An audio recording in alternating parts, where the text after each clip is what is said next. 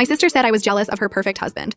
So I played the voicemail where he begged me to run away with him. My sister Layla and I have always had a weird relationship. Growing up, she turned everything into a competition. Who got better grades? Who had more friends? Who got more attention from our parents? I never really understood why, since I just wanted us to get along. 3 years ago, Layla met Marcus at a friend's birthday party. They got engaged after just 6 months. At their engagement party, I noticed something odd when Marcus hugged me goodbye. His hand lingered too long on my lower back. At their wedding, during the obligatory brother-sister-in-law dance, he made a comment about me looking more beautiful than the bride. I awkwardly laughed it off and quickly found an excuse to stop dancing.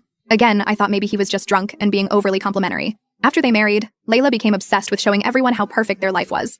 Every family dinner became a showcase of their vacations, house renovations, or Marcus's work accomplishments. Mom would constantly ask when I was going to settle down like your sister. Things started getting uncomfortable when Marcus began texting me. At first, it was innocent, asking what Layla might want for her birthday or if I had our grandmother's cookie recipe. But gradually, the texts became more frequent and personal. He'd comment on my Instagram stories with slightly flirty messages, or text me late at night asking what I was doing. Last Thanksgiving, I was in the kitchen getting more ice when Marcus came in while everyone else was watching football. He cornered me, standing uncomfortably close, and made a comment about me being the more interesting sister. When I called him out on how inappropriate that was, he just laughed it off like it was no big deal, insisting we had more in common than he and Layla did. The whole interaction left me feeling gross and confused. My friend Ella advised me to document everything and avoid being alone with him. I started arriving late to gatherings and leaving early, always ensuring others were around when Marcus was present. This worked until Layla's birthday dinner when Marcus texted about how amazing my dress looked and how he'd been trying not to stare. I showed Ella, who wanted me to tell Layla immediately, but I was scared she'd never believe me over her perfect husband. I blocked his number instead. Everything exploded at our parents' anniversary dinner. Layla, who'd been drinking, started making comments about my recent breakup and accused me of being jealous of her relationship.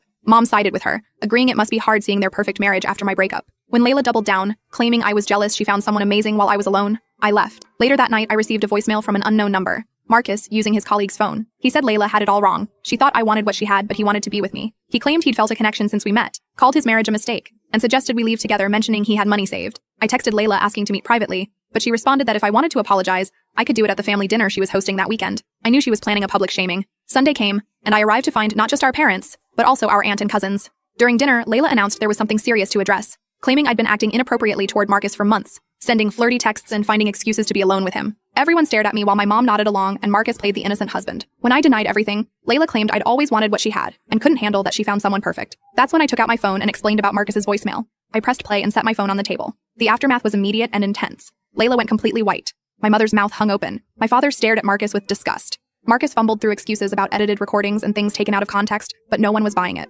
Layla, with tears streaming down her face, told me to get out. When I tried to explain that I had tried to keep my distance, she just screamed at me to leave. My dad walked me out, and outside, he hugged me. It's been a week now. According to my mom, Layla and Marcus are working on their marriage, though I heard through my cousin that she kicked him out initially. Layla sent me one text saying she doesn't blame me but can't talk to me right now.